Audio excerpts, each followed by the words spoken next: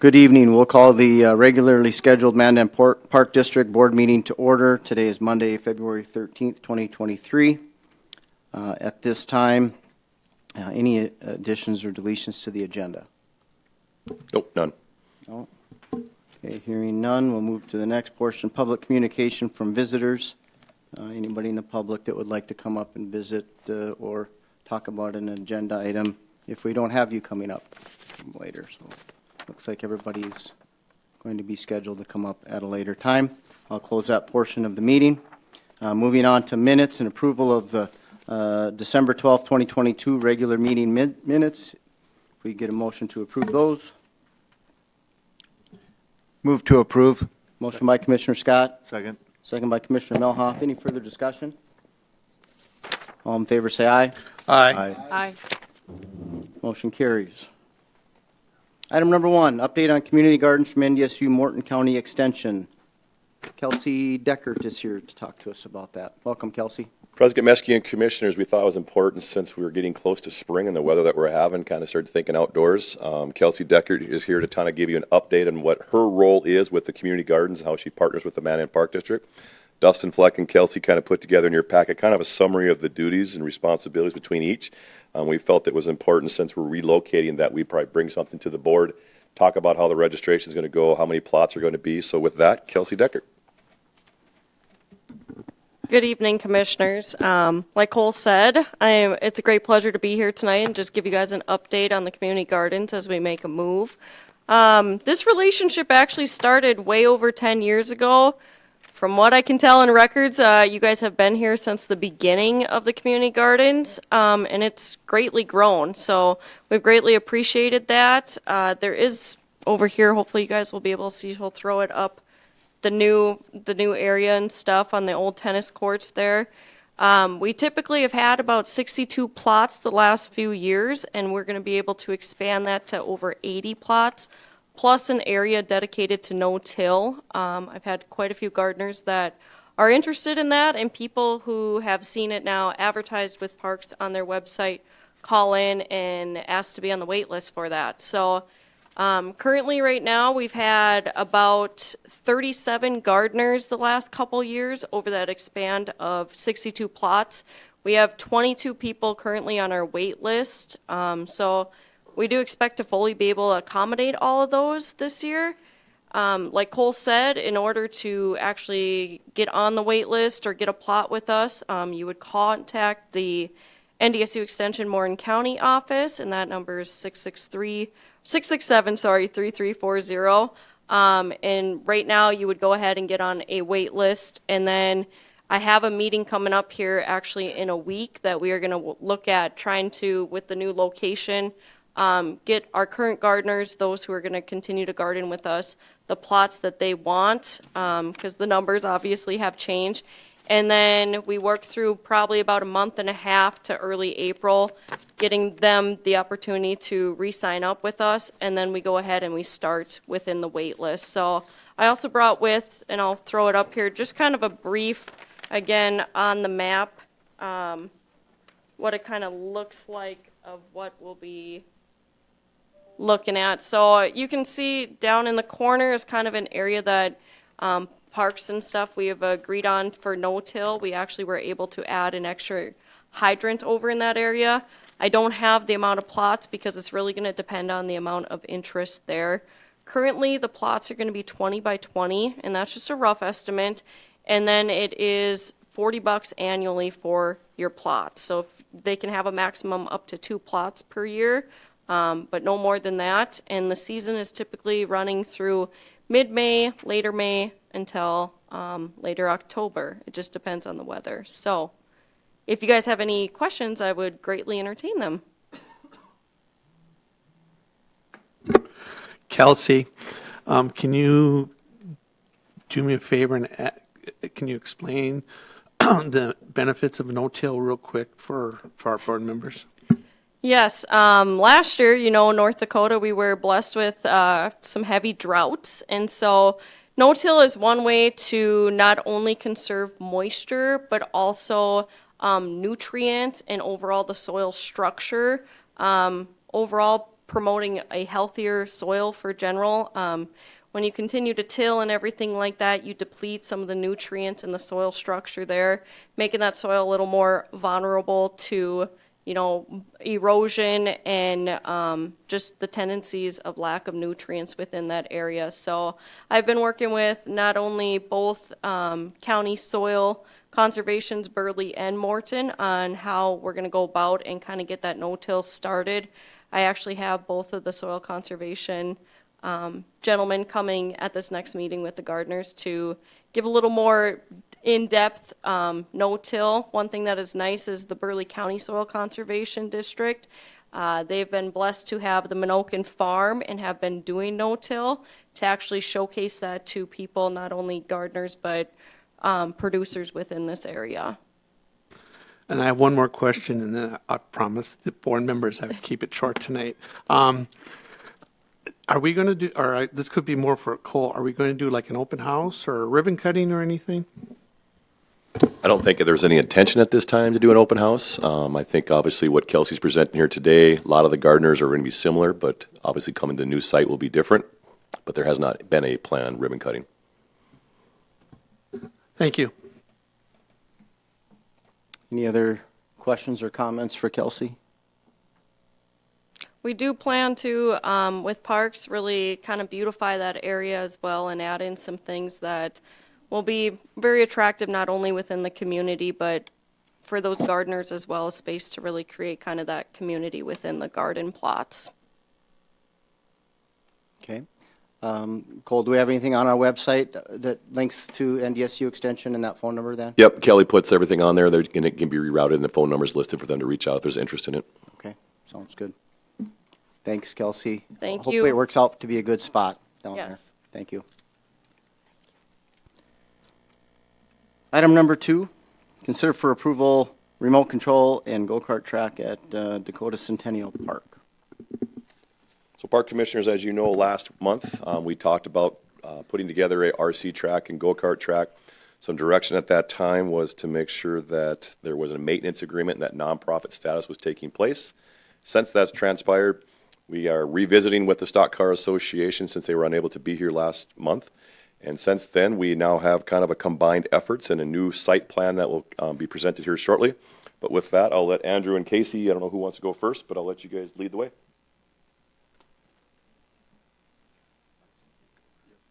Welcome.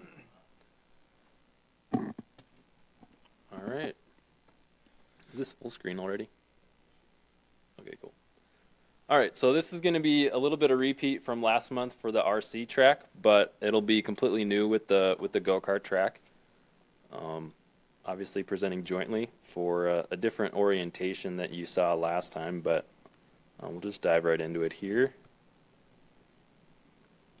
All right, so the RC track request is much like that of last month. It's to build a remote-controlled car racetrack available to the public on public property, and moving the existing RC track from 1216 14th Street Southeast at Nicholas Park to the east side of the Mandan Stock Car Association's lease, east of the current stock car track.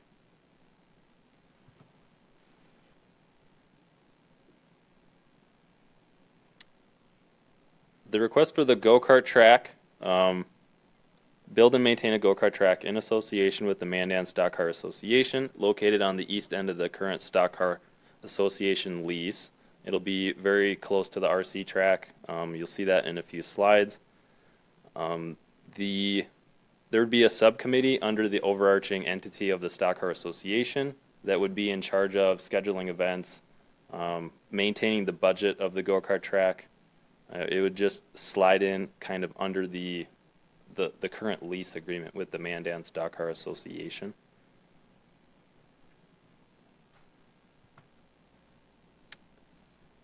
Here are some examples of go-kart tracks from the area so you can see what we're talking about. This one's in Aberdeen, South Dakota. And as far as scale goes, the current proposal for the go-kart track here in Bismarck, it'll be slightly longer than the Aberdeen track, but only by 5 yards on each end of it. But I'll get into measurements a little bit later, but there's just a picture of an RC, or a go-kart track, pardon me, from Aberdeen. In Aberdeen, the current setup is they have lights, announcer's box, pit area, boundary fence, bleachers, flag stand, water truck for watering the track and keeping the clay moist, and then a parking lot. This go-kart track's in Jamestown. It's a little bit smaller. It has the same infrastructure as the Aberdeen track. Same thing like boundary fence, bleachers, flag stand, water truck for watering the track, and a parking lot. So the RC track proposed management, much like the go-kart track, it would be just a subcommittee under the Mandan Stock Car Association, operating separately from their, it would just have a separate bank account, everything like that. There would be a small committee of people in charge of making decisions for the RC track, bringing those decisions to the Mandan Stock Car Association, who would then bring them to the Parks and Rec Board for approval or denial. The proposed management for the go-kart track is basically the same thing as the RC track. It'd be just a subcommittee underneath the existing lease of the Mandan Stock Car Association. Track budget would be acquired through entry fees, donations, sponsorships, concessions, grants, and etc. The same thing as the RC track. Pretty much funded through race fees to keep it going. All right, so here's the big change from last month. So the area in red would be the go-kart track. The area in yellow would be the RC track. If you can see up there, the little blue rectangles are the announcer stands, and the lime green are the just bleachers, proposed bleachers. And I know last time there was a lot of questions about parking, especially for soccer games and stuff like that. So you gain or lose no parking in this orientation. So the red track does take up some of the existing parking lot from where people park for the soccer games, but I tried to make it transparent over there on the right-hand side. But the purple polygon is the proposed parking lot for both tracks, and whatever the red oval takes up, you gain in the upper right-hand corner of the purple polygon. So it's a wash as far as parking goes with this setup. So you don't gain or lose any parking for soccer games, I guess. And then just general dimensions. The go-kart track is 112 yards by 75 yards. There would be 650 feet of boundary fence around the go-kart track, tying into existing boundary fence on the Stock Car Association track already. 75 yards by 42 yard yellow RC track polygon with 425 feet of boundary fence.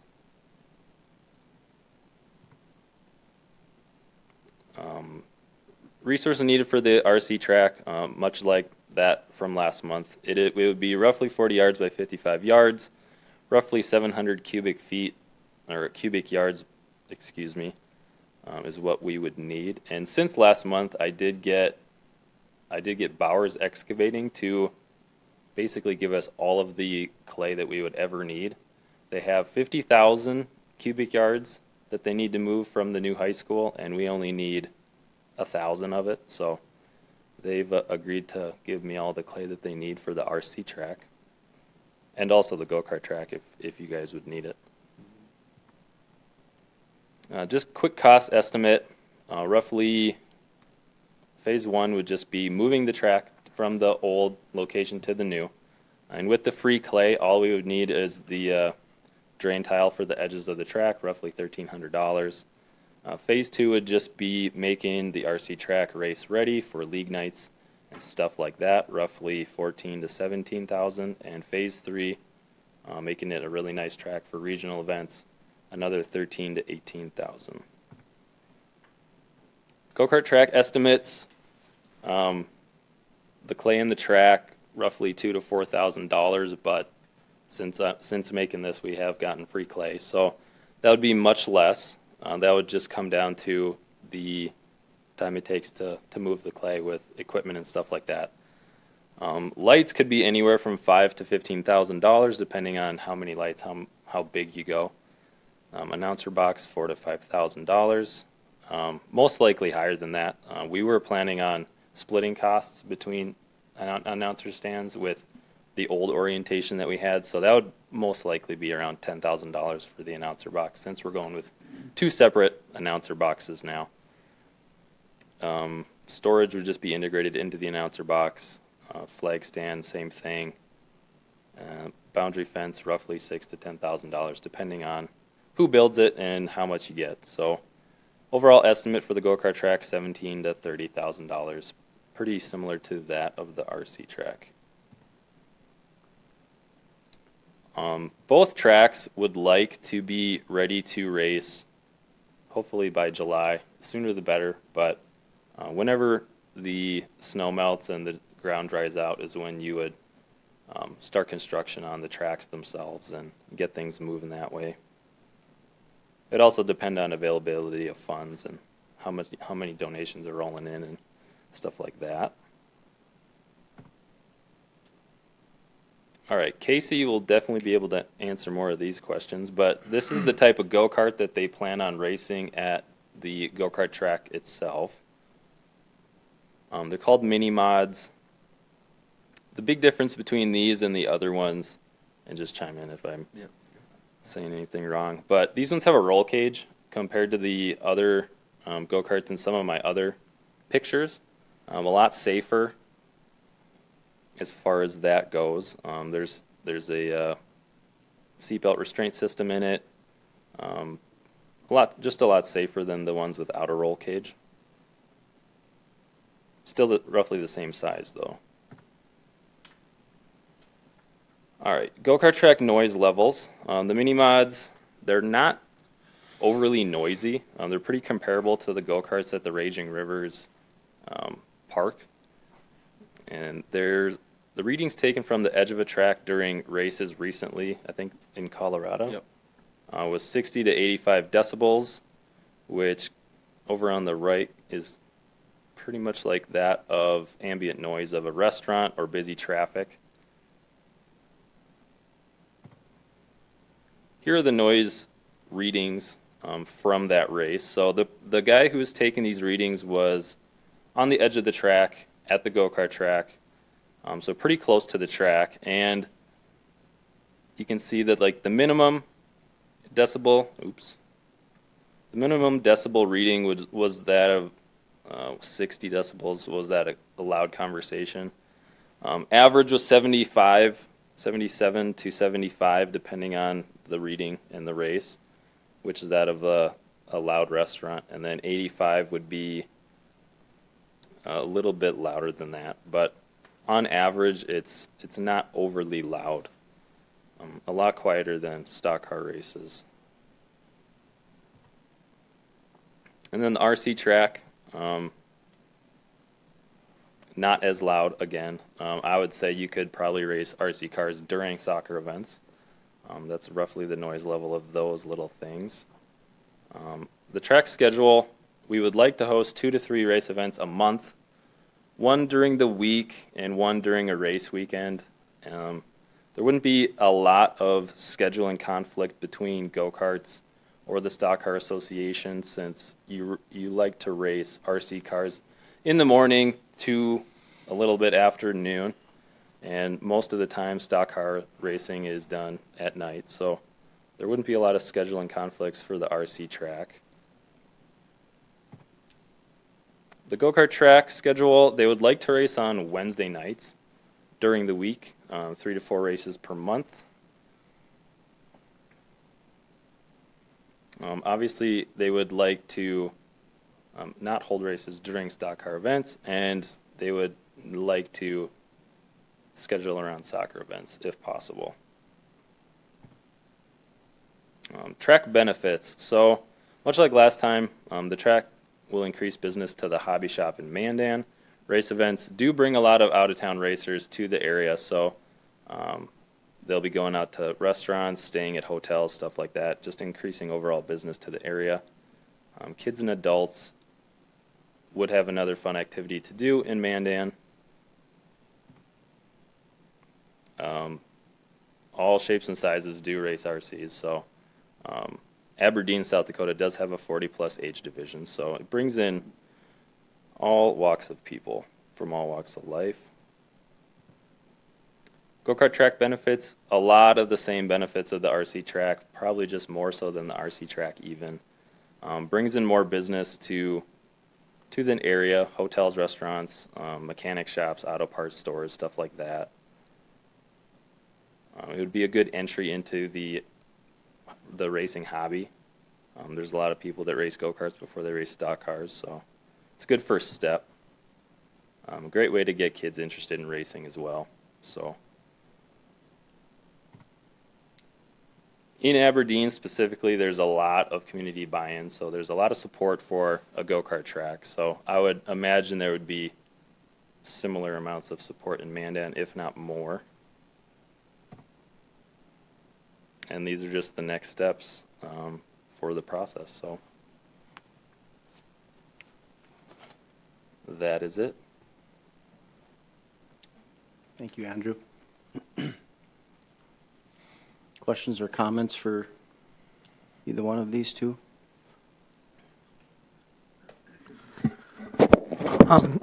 Casey, can you give what age groups you're going to have, and then approximately how many people you plan on having the first year?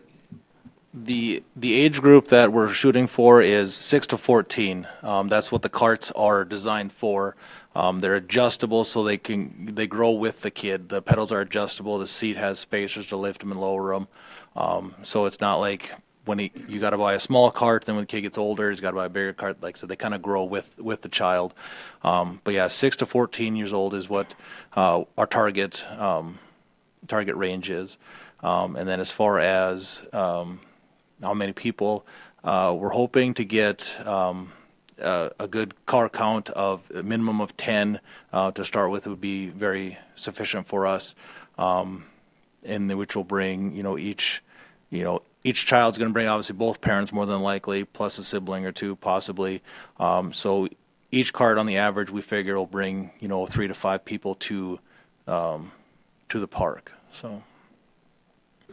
My other question is, I know we had a little bit of a miscommunication, and I want to make sure the board hears, and I already asked this question, but I'm going to ask it again. Are we going to make sure, I want to make sure Dustin has names and phone numbers of who runs what, or are we going to run it all through the Stock Car Club? Thank you. Yeah, for sure. I mean, Dustin will have our numbers. I got Dustin's number right now with the campground stuff, so he knows he can always call me. But I'm sure there'll be other people on the list that we'll share numbers with, and each division will have their own person in charge for issues that we have or whatever. So, Thank you. So the cars are individually owned, not owned by the club? correct.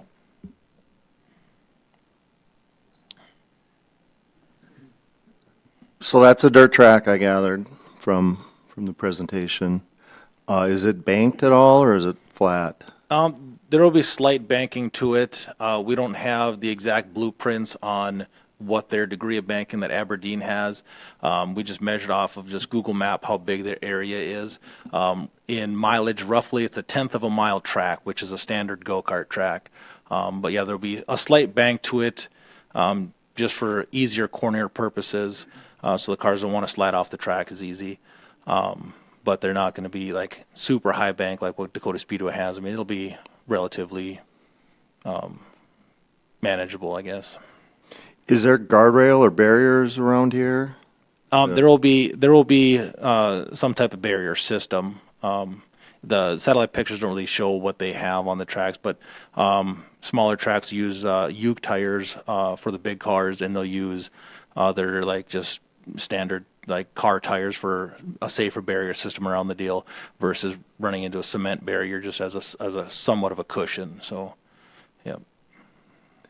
And what kind of, so that graphic that showed the two colors, Does that include any pit area or laydown area, or is that just the loop of the racing track itself? Nope, that is a great question.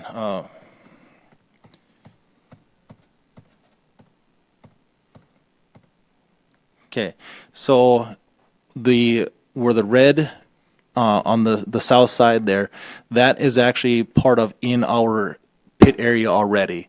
And so our plan is to use our existing pit gate and our pit shack, which is on the west side of the track.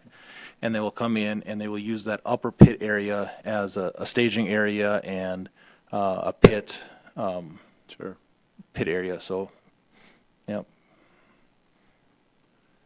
And I think my last question is, what infrastructure would be used by both clubs? Would Crow's Nest or anything there? Is there a reason that, or a benefit to having both of these beside each other, other than, maybe some overlap in user group? Some of the infrastructure, like you see the blue press box that the RC cart has, we can use the backside of that to watch some of that corner of the racetrack. Obviously, the fences and stuff like that, we'll share some of the fencing materials and stuff like that. The water is a big thing. Water and electricity, two big infrastructure things that we'll share. I guess my concern is you're not losing any parking area for soccer, but now it's not an improved parking area. So soccer parks in a row paralleling that roadway entrance there.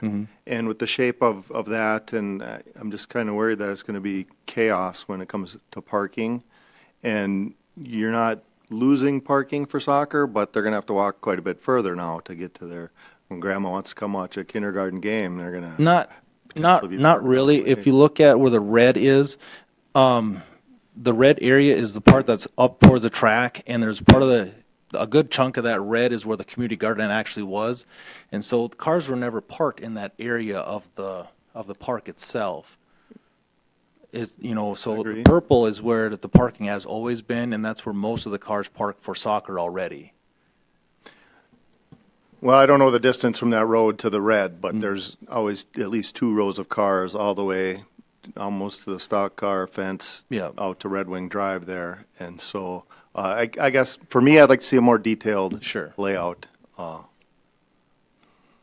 Commissioner Melhoff, just to add, so currently today, if you were to go out there, we store the rodeo panels on the east side of the track, and the red area that was designated for the track is about 1/3 of that is inside the fence.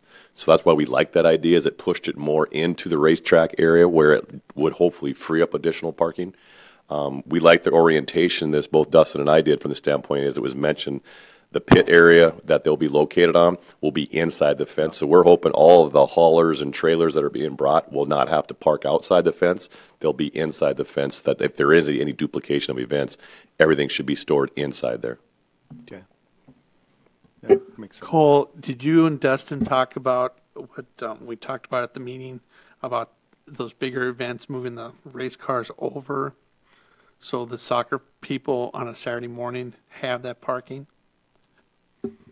Commissioner Mutter, if I think I understand correctly, if you're saying they're back-to-back events where they have their haulers parked out there, I did bring it up to Dustin in our staff meeting today about moving the barriers so that it frees up additional space. Dustin said he would just take that under consideration at that time. For the most part, we do try to stay away from those soccer events, but when they race at night, there is going to be that overflow of camping in the next morning, and we know people spread out wherever they want to during those things. But they may have to, for one event, may have to park to the south a little bit further on the street for soccer events during that large events. And I don't remember what date that is when you have is it in July? October. October. So it is towards the end of the year where it's, getting where the season's almost wrapped up for soccer.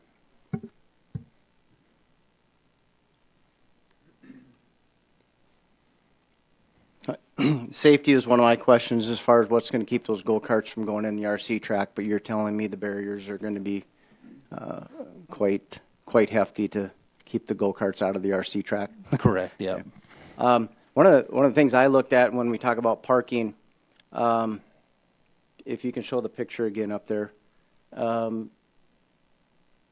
I know we had some things, we tucked some things back, but would it be any advantage, maybe help maybe on both ends if we were to turn that go-kart track 90 degrees and share a press box, share an announcer's booth? It gives us the parking, what you're asking on that other side of the, is that what you were asking for, Commissioner Milhoff? We had that on one of our layouts. So we've laid this thing out 100 different ways. The biggest issue with turning it 90 degrees is then where the corral panels are currently, that is not integrated into our pits. And so we would have to come up with a way to integrate that into our pit system. And so it doesn't, it takes it farther away from the bathrooms, farther away from the concessions, farther away from our pit stalls. So that's why we turned it so the track run north and south so that it's closer towards all those infrastructure areas that we currently have and can reuse. Okay.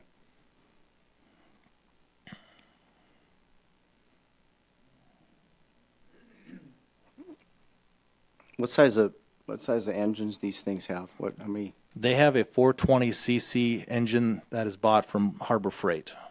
So. Because we do get a few complaints about noise from time to time, so that was kind of my biggest. Yeah. And what time of the day would typically the go-karts be running? These would be Wednesday nights, so around that, it's 7 o'clock to 8, 9 o'clock. I mean, it's going to be with the class of cars that we're having. It's not like a regular stock car deal where we're going to have 5 different classes of 120 cars on the track at one night type of thing. We're looking at maybe a 2-hour show tops kind of thing. So.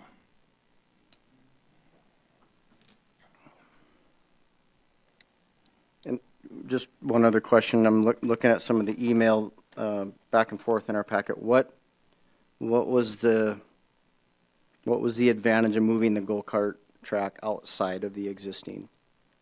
Wasn't that the original, to keep the go-kart track inside of DCP at one point, or build that? We were trying to figure out where to put it, if we could put one inside the actual track that we have, and we utilize the inner pits for a pit on a normal night, so it'd be difficult to have pit parking in there during the race night and then a go-kart track, and there'd be a lot of track work that would have to be done. And then if we utilize the area in front of the grandstands, that open area where the rodeo was, using for during the 4th of July stuff, it ran into a tight spot of cars getting on and off the track. If a car got out of control, then it would be entered onto the go-kart track. It'd be hard to barricade that part off. And so we just found it easier to move it to this end because there's already a barrier, safer barrier there already for stock cars, and it's just we'd butt up against that and incorporate that part of the infrastructure. Okay. And Commissioner Scott asked a question about the go-karts being privately owned.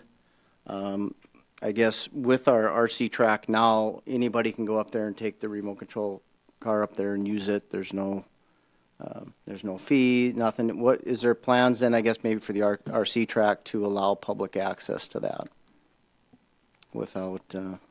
Yeah, for sure. So when we're not hosting race events on, that league night once a month or that race weekend once a month, it'll be a public track open to the public, just like the current track is. So we'll have fencing, but they'll have access to use that at whatever time. Right. Outside of the race time. Outside of stock car races or a go-kart race event. Okay. So, yeah, there'll be some walk-through gates, so you won't be Okay. able to get like a bicycle or an ATV through there or Gotcha. anything like that. You'll just Okay. be able to walk through. Any other questions?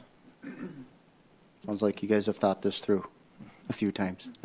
Yeah, and I appreciate the time you put into Yeah. it. I guess my main concern, just like the other commissioners, is the safety issue.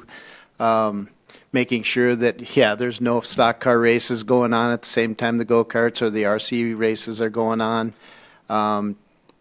Just for multiple reasons, not just the tracks, but the amount of people that might be down there and young kids that are doing the RC or the go-karts. So I would just hope that we have a good handle on the safety down there. Herb, it looks like you want to talk. Just, I don't know, this maybe was mentioned last meeting, but one thing about the cost of this, there's no cost to the park district. Every bit of the cost to, to build this thing, maintain it, will be ours or, our responsibility. Also, we'll have insurance, you can get special insurance for go-karts and things like that. So we'll have all that covered. I just wanted to make a point that, the park district is not responsible for any of the costs. So, or maybe even a weekly, shouldn't be any more weekly update or as far as, Dustin's work and things like that. So, but just wanted to make a point. Okay, thank you. I guess I thought we all knew that, but that's maybe we didn't. But yes, thank you, Herb. Cole, would we have to change our contract? I mean, once this thing is built and up, I know you put the contract in another email. We'd have to change a few things in there, correct? Yeah, I think Can you what point we those do, out? so our current contract ends in '24, and I think what we'll do is just have Arlen, our Attorney Ruff, draft an amendment as far as how these two facilities would take in, basically release any liability to the park district, obviously maintenance responsibility, 100% cost for the construction, and anything else that maybe Attorney Ruff would feel we need to put in there. And then the only question I guess I would have is the liability insurance that the Stock Car Association or the RC tracks have.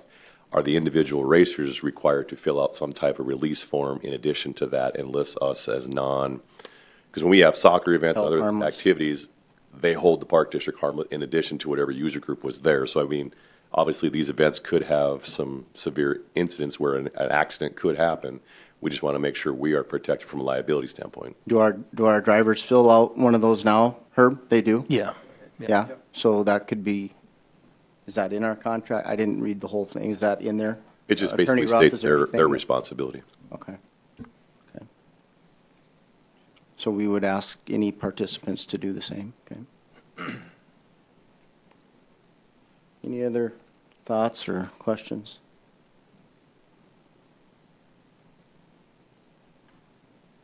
Well, I think it's a good project. I think it'll help grow the sport around here, and hopefully it's, if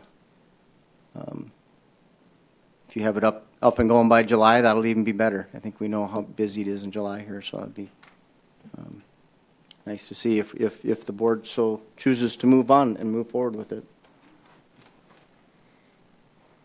What are your wishes, board?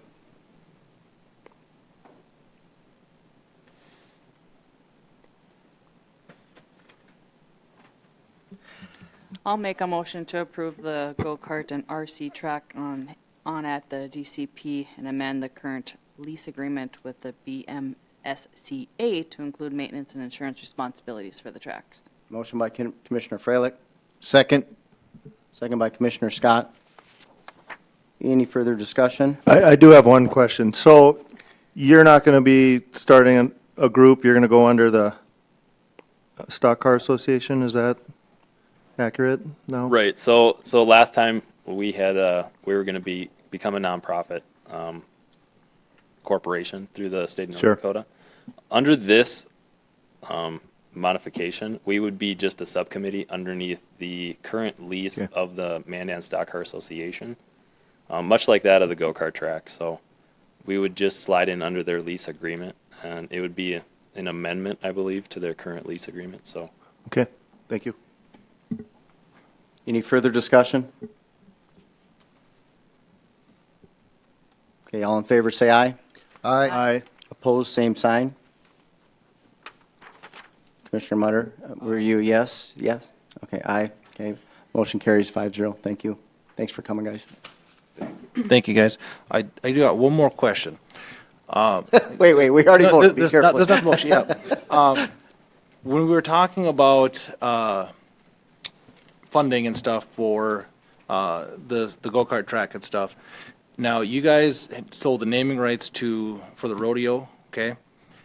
If we make the motor complex, like the stock car club, the go-kart, the RC thing, and we get a sponsor for the naming rights, is that something the park board will help us? I think that's a good thing to come out of committee. I think there's an advisory committee, is that correct? The DCP advisory committee, that we have membership and we all sit. I think that would be a good discussion there. Yes, we would have to obviously approve that and know where the funds are going, how that's going. So yes, I mean, I Just so we can I put think to start 100% there. of that into the facility type thing to get. Yep.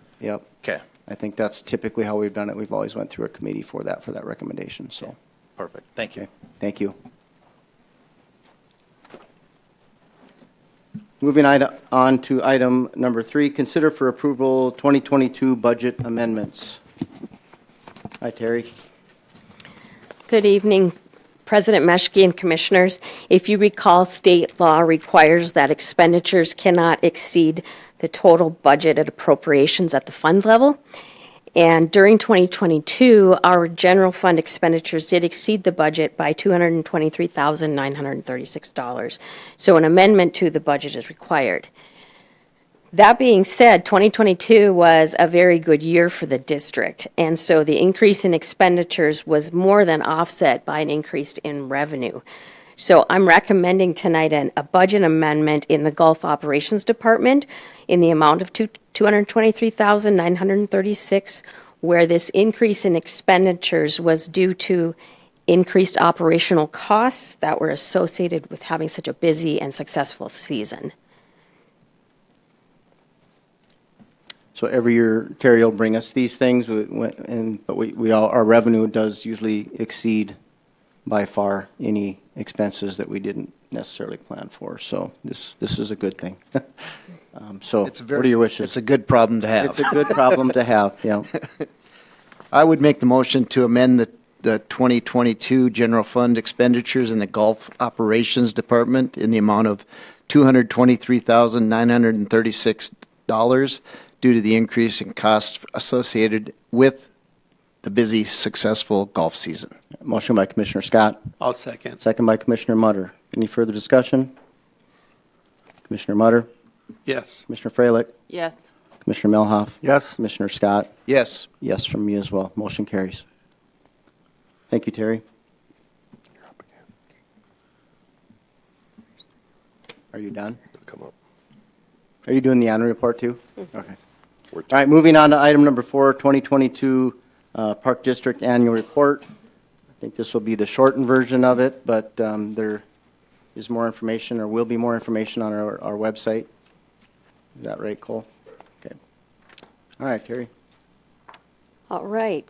Good evening, Commissioners, and President Meshke as well. I'm going to give you a brief overview of the finances for 2022.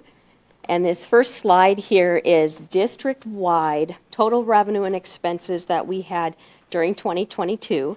And you'll see the revenue there is over $16 million, and the expenses approaching $15 million. So normally, a typical year, the totals would be about half of these amounts. But this year, with all of the construction projects taking place, these numbers were inflated.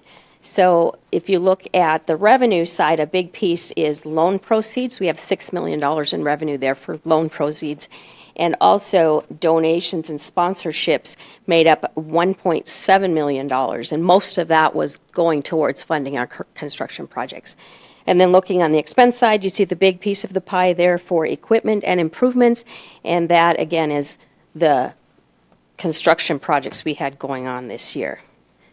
So then breaking down a few of our departments, if you look at park operations, obviously we don't have a lot of revenue sources here because most of it is expenditures for the supplies and labor hours for maintaining our parks. But we do have a little bit of offsetting revenue, and that's shown in the pie chart here. We do receive park fees from the city for future park development. We have shelter rent, and also the Stock Car Association has rent and utilities that they pay us for at DCP. Then I'm going to jump ahead to golf operations, and here you'll see this is the total revenue expenses for both of our golf courses combined. And we had over $500,000 in surplus revenue this past season. So because of that successful season, which we referred to earlier with our budget amendments, you see here how the revenue generation came about is we had a successful year, and so because of that, you had voted on earlier to move $150,000 of those proceeds or the surplus revenue this year into the Vision Fund, setting it aside for a future golf maintenance shop. So then I'm going to look at Raging Rivers here, also a facility that had a successful season. Revenue exceeded expenditures by $57,000 this year, and that did include a debt service payment of $250,000 this year. There are 3 more annual debt service payments remaining, and then the facility will be paid for. So another good year here at Raging Rivers. And also, we had transferred fund reserves in this fund in the amount of $335,000 out into the construction fund for the renovations that have been going on at Raging Rivers this year. Then looking at our recreation department, as is typical, the MAC program is a huge source of our revenue, but then we also have our youth and adult programs. And typically, the program fees for all of these generally cover the operational expenditures that go along with operating the programs. However, we have a few facilities where expenses are higher than revenue generated, and that would be at the All Seasons Arena and the Aquatic Center. And then we'll look at Starion Sports Complex. And again, a facility that does not generate quite enough revenue to cover all the operational expenses. Utilities are quite expensive at ice arenas. And so this past year, you'll see our revenue, which was mostly made up of ice rent and prepaid facility usage from the public school system. And the revenue was $428,000, the expenses being about $137,000 more than that for the year. So then finally, we'll look at our construction fund. This is a fund where we're running all of the revenue and expenses through the fund for the big construction projects we had this year. $8 million of revenue went in, $8 million in expenses went out. And the tennis center and the rodeo you're very familiar with are the biggest ones that happened this year. Some of them are still ongoing. Some of them are just getting started. And as we continue on with the annual report, Cole will give you more details on those projects. And this is a condensed version from the one we emailed you. But just quick highlights that we're going to touch on. As you kind of can see, obviously, the community gardens, we have the tennis center, Universal Playground Edition with their physical therapy for signage, for Braille, and also different types of sounds associated with our playground. And then, as you know, we had the Stanley Cup at the Starion Sports Complex this year, and then the improvements to Raging Rivers. At our parks, as you can see, shelter rentals, as you kind of look back from left to right, 2020 all the way to 2022, showcases the increase. And as you know, the big drop was when 2020, when COVID hit, a lot of our facilities had to be shut down. As you can see, 26 motorsport events at DCP with approximately a little over 19,000 people attending. And then the Mandan Rodeo had over 7,000. So combined, between the two facilities, you're looking at about 26,000 people for Memorial Day to Labor Day type usage. In addition to the park operations, as you know, Tennis Center opened up. That was another additional responsibility for the staff. And then along with golf, as you can see, season passes have continued to increase. We had 57 events, and we had over $1.1 million, $1.1 range balls that were hit out at Prairie West. I asked them how many they mow over on the sides, but they wouldn't give me a number. Game days average about 30 to 40 people, and we also offered ladies' days, and that's going to continue to grow. It's something new that we did in 2022. And again, our Prairie West Open, which is open to the community, had 94 entries, which is our largest ever. In addition to that, Brett Weiber was our new golf pro that was hired this year. So there's a lot of changes that took place there. And the improvement that we did out at the golf course was the backside of the driving range, where we got Dakota Junior Golf's funds, where we added an additional practice area for all the high school teams and be able to utilize the backside of the driving range so it doesn't take away the front side where the patrons would go and the citizens. Raging Rivers, as you see, again, pretty consistent with our season passes. Over 1,000 passes that were going. We were only open 82 days, and as you saw the revenue numbers before, well over $800,000 in 82 days. Commissioner Mutter liked the 9,796 French fries that were sold. It's one of those statistics that you start seeing all the boxes associated with it. But now with the new improvements that we started in 2022 will be done in 2023. I'll show you that here later on. Our attendance was well over 45,000. Last year was 54. As you know, it was a lot hot summer in 21, but in 22, as mentioned, we're only open 82 days, but still had over 45,000 people attend. Recreation, we kind of did a 3-year comparison with all of our youth and adult programs. In some instances, as you point out, in volleyball, we did have a few teams drop off, and that was the men's league. We don't have enough teams to fulfill a men's league. Some of those teams had to leave and go to a different league across the river. But overall, all of our youth programs and activities and events that took place, I've seen drastic numbers or some stagnant opportunities. And I've always said this with recreation, when we have new schools and we have expanding needs at the schools, we get the kids, but we also get the parents. So when we start talking about the needs in our community for new elementary schools and high schools and space issues, all those space issues kind of translate into our facilities. And one thing that we did change this year, as I mentioned with Dustin in park operations, he now oversees all maintenance instead of having it separated out where different managers had different staff that were shared between 2 departments. We now have all park operations for maintenance under the same umbrella. And then Dave Free has the Raging Rivers now, along with managing all the facilities for scheduling and user group relationships. Going to the Storts Complex, you can see our ice rent just continues to grow. We're over 2,400 hours of ice rent and 102 hours of open skate.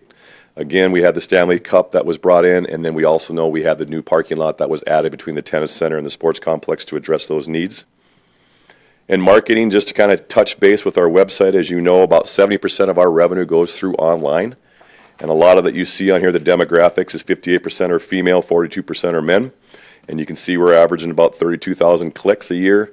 The top site on the website is Raging Rivers Hours, and then from there is just the front page of Mandan Park District, and then it goes into Mandan Golf. And then all of our youth is basically all of our schedules or records that are taking place associated with that. In 2022, as you know, we started the foundation. Really just kind of got kicked off. We got our bylaws and all of those developed this year in 2022, and we're looking forward. The current campaigns that we have are the Rodeo Arena Tennis. Obviously, Ferris Field Youth Complex is going to have bids next month. And then we continue with Scholarship for Kids, Memorials, and Future Endowments, and then the matching grant, which we'll be addressing here next. Our 2023 capital outlay projects, I say 23, even though it's a 22 annual report, some did not get finished due to some of the weather issues that we had in November and December. But as you know, Mandan Tennis Center opened up December 22nd without any adversity of weather before November and December. Total cost with the parking lot and the land and all the things that are associated with it push it up to about $7 million. Of that component, though, $4.1 million is just the tennis center itself, not the parking lot and the land, to kind of break that out. And as you see, we fundraised about $715,000. Dale Paulke Rodeo Arena, again, 100% fundraised by the rodeo committee. Total project cost is at 3.6. They're currently at 3.7, and I think we just, since this PowerPoint, we got an additional 100,000. There's another 250 being committed, so the dollars definitely continue to come in. That project is about 80% done, and we're hoping to have it ready to go by June 1st. Not knowing with this nice meltdown that we're having here now today, maintenance guys have been out there building the shelter and the ticket booth. Crow's Nest is expected to be here sometime this week, if not next week, to be installed in the north end. So overall, this project's moving quite along quite easily. Irrigation system, as you know, in the island and the area in green has been completed. That was a city water connection for all of our youth and softball complexes. The blue line, it represents phase 2 that we have not implemented. The Corps of Engineers has been reviewing our permit. We got all 12 comments back. There's some requests that they're making for us to do structurally to the dike system to complete that permit. We're stating give us the permit contingent on a structural so that we're not having to spend roughly $30,000 in structural testing for a permit we may not do for 3 years. So we made that request asking for that extension, saying the permit's approved, contingent on a structural testing, so that if we do move forward, we know that will be part of the original plan. 19th Street Trail Phase 2 was implemented. It will start construction in 23, but was approved in 19. That was ran through the city. And then Old Red Trail Phase 2 was the trail just south of Walmart. That was completely renovated and completed this fall. And as we know, we started the discussions with Ferris Field, along with our youth complex with the baseball club. Those bids come out, I think it's the third week of March, and we will bring that before you in April, but all the planning took place in 2022. As you can see, we're at about $1.5 million roughly for Ferris Field, but we're up to about over $2 million at Diamonds 9 through 12 with synthetic turf improvements that the baseball club is recommending to do. Raging Rivers, as we mentioned, this was before. That's the interior of the concessions area and the exterior of the new coping that we did in Lazy River. Everything on the outside is completed with the exception of the bottom of the Lazy River, where we have that liner. We have the sidewalls are completed, but the Lazy River bottom is not completed. They will be back this spring, hopefully by first part of May. We're scheduled to open the 1st of June, so they say they need about 10 days to complete what's left to get done, and that's when that storm in November, snowstorm, kind of set us back. The interior renovations, as you see, all the framing is done along with all the sheetrock mud tape is getting done as we speak. Texturing should be done by the end of next week, and then paint, countertops, flooring, all of that will take place, and it's coming together quite quickly. And again, we had a $541,000 grant, ARPA grant that we were matched dollar for dollar, so a little over $1 million improvement with only 50% of it coming from the Park District. With that, I know it was rather quick, a lot of information. Any questions you may have for me associated with the annual report? Did you guys remember all the stuff we did? Now I do. No, thank you, Cole and Terry, obviously, and all staff. These things, obviously, I mean, I think that's one of the better annual reports we've received. Not because it was concise, but it was because it was, I don't remember like our recreational league making the money that it did. I mean, I think we have a lot of, we have things that don't make money, but we know that, but, and that's not what it's about, but we're providing a lot of services because of community involvement and because of the community members that were here today that want to improve it. So it makes it easy to have good annual reports. So I thank you and our board thanks you all for your work. Well, and President Meshke and Commissioners, I think one thing to add that I think is important for the Mandan Park District to share with the community is that we are not 100% tax-based. We are 50% revenue that we collect through our programs and our fees, so we try to offset that, and I think that's important to be upfront that we appreciate the tax dollars and we want to be responsible with them, but we also have other revenue sources to not have to increase taxes and hopefully minimize that. Yeah. So, yes, great project and good stuff, and Terry put a lot of work into those financials, so it's greatly appreciated. All right. Thanks again. Moving on to item number 5, consider for approval 2023 matching grant requests. So President Meshke and Commissioners, the matching grant now is being ran under Kelly Thomas with the matching grant and the foundation. She's unable to be here tonight because she's on vacation, enjoying some time off. Presenting to you tonight is we had 10 applications for our matching grant. We only have $10,000 available. In some years, we try to keep 50% for this round of applications and 50% for the July application, but we felt there was some really good projects and effort put into it. Before you, again, we had applications from the Nodak Flag Football, Bisman Lacrosse, Touchdown Club. I don't even know all these acronyms on this one, but I know it's the Morton Mandan Public Library, along with Motocross Club, Horse and Saddle Club, the RC made a request, Mount Zion Resource, Bass Pitch Association, and Dakota Junior Golf were the 10 requests. The recommendation tonight is to approve the following. And again, the committee was made up of the Foundation Board of Directors.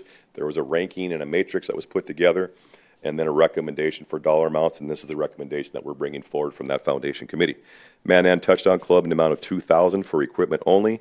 Dakota Junior Golf Association for $2,000 for equipment only. Fast Pitch Association $1,000 for equipment only. Mandan Horse and Saddle Club $2,500, and the Bismarck Mandan RC for $2,500 for a total of $10,000. Some of the applicants that we received did not meet the guidelines, and I just wanted to touch base with that in case you were wondering, is that we do not fund projects on private property, and we had one request that is on private property. We do not pay for personal operations or consultants, so anybody that's proposing to use the dollars for any type of staffing or operational supplies, we do not fund. In essence, we try to promote brick and mortar type activities so it has some longevity for our dollars to be used long term. And then just to make sure that the funds are available, some people made some requests in the grants that had less funds than what they were requesting. This is a dollar for dollar 50-50 match, so if they're requesting $4,000, they're only going to get $2,000, where they were requesting $4,000 but only had $2,000 to predict, so then we only gave them $1,000 towards their grant application. So great opportunity to say that we had 10 applicants. I will stand for any questions you may have. So Cole, another thing, clothing and uniforms is not, I know there were some requests in there for clothing and uniforms that are not covered in there. That is correct. I'm wondering, looking at, we had 10. I'm wondering, Cole, and Kelly can maybe work on this, is to go through some sort of a flow chart to say, are you asking for this, this, or this? If so, then your application will be rejected, or these are the items that can be covered. I'm just to streamline the process a little bit. That way, one, they don't have to go through applying for it. It's not super lengthy, but if you did your homework, there was actually quite a bit of research that needed to be done with it. But just something to think about, unless we were to change our requirements for that matching grant. But I don't ever remember 10 requests either. This is the most that we've ever had. I think it's more because of the marketing that she was doing promotion on social media to get the attention out Right. there. One of the things that I think we need to add and get clarification from this board when we do this, maybe at a retreat, would be we did have some requests for some Bismarck Mandan groups that play all their games in Bismarck. And being a tax entity in our community, do we want to stipulate that we only fund programs or activities in our community? Because Bismarck Park District does have a matching grant for that side. And we realize that the two communities do work together, and some of these kids, for like lacrosse, as was requested, do have some Mandan kids. It's just a matter of, we never had that request before for a Bismarck Mandan organization. It was always Mandan representation. Thanks for the clarification. All right, board, what are your wishes? I do have one question. Is Bisman RC, is that Andrew? Correct. So, And okay. as you know, in our agreement, as stipulations, if it's on park property, it does score well. And so with tonight, as you got approval for that, that was going to be contingent on that. If it was approved, which it is, then we would match whatever dollars they bring in, not in-kind contributions, but actual dollars being spent. So just as you know, is they have to pay for the entire project. So if it's a $4,000 project, they have to show proof that they paid for $4,000 with a receipt and a check being paid. Then we reimburse them $2,000 after the project's been paid for. Sure. So if we follow the foundation board recommendation of 2,500, that would go to the subcommittee in charge of the RC Correct. track. Yep. Okay. Would not go to go-karts, only the RC component. Okay. So that says Bisman too, and I know but it will be on Mandan Park District Correct. property only that we're funding for.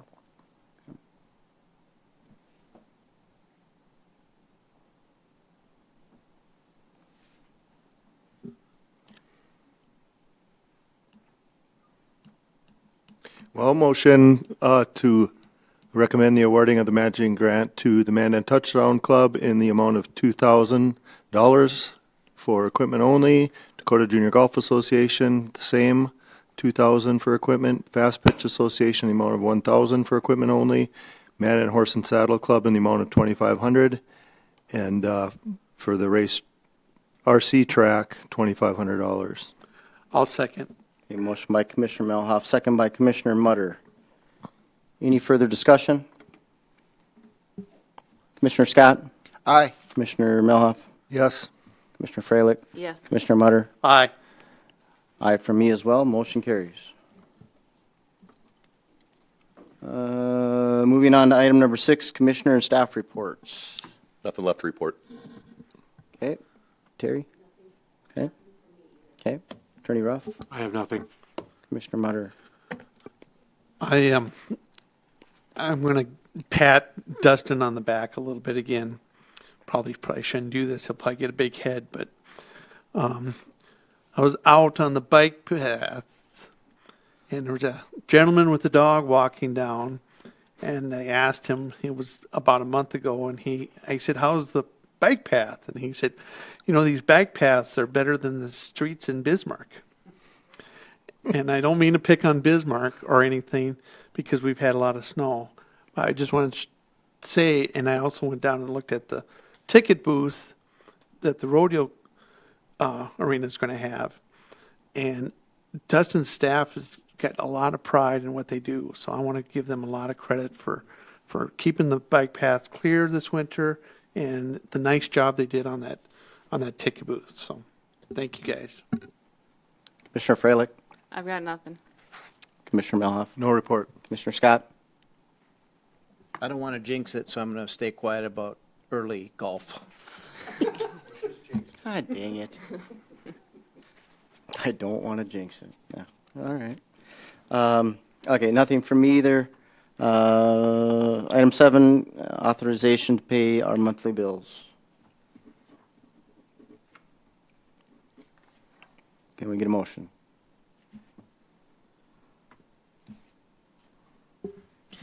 I would move to authorize the payment of the monthly bills. Motion by Commissioner Scott, I'll second. second by Commissioner Freilich.